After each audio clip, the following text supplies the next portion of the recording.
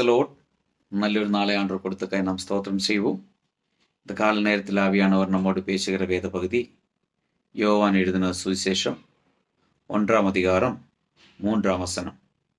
The Gospel Book of John, chapter 1, verse 3. சகலவும் அவர் மூலமாய் உண்டாயிற்று, உண்டானது ஒன்றும் அவராலே அல்லாமல் உண்டாகவில்லை.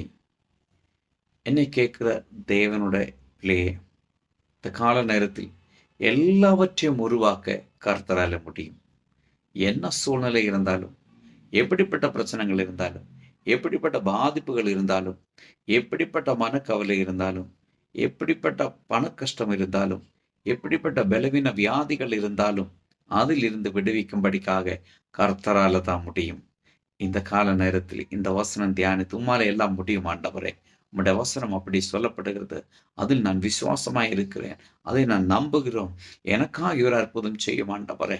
அந்த அற்புதம் என்னுடைய வாழ்க்கையில் நடந்தால் மட்டும்தான் இன்னைக்கு என்னை முன்னாடி போக முடியும்னு ஜெபிக்கிறது உண்மையானால் உள்ளத்தின் ஆழத்திலிருந்து நீ ஜெபிக்கும் பொழுது அற்புதம் என்னுடைய வாழ்க்கையை நடக்கும். நிச்சயமா நாம் ஜெபிப்போம். நல்ல ஆண்டவரை நன்றி செலுத்துகிறோம். இந்த கால நேரத்தில் என்னை கேட்கிற ஒவ்வொரு பிள்ளைகளையும் இந்த வேத வசனத்தின்படி பிதா குமாரன் பரிசுத்தாவின் நாமத்தில் ஆசீர்வதித்து ஜெபிக்கிறோம். இயேசுவின் நாமத்தில் பிதாவே, ஆமென்.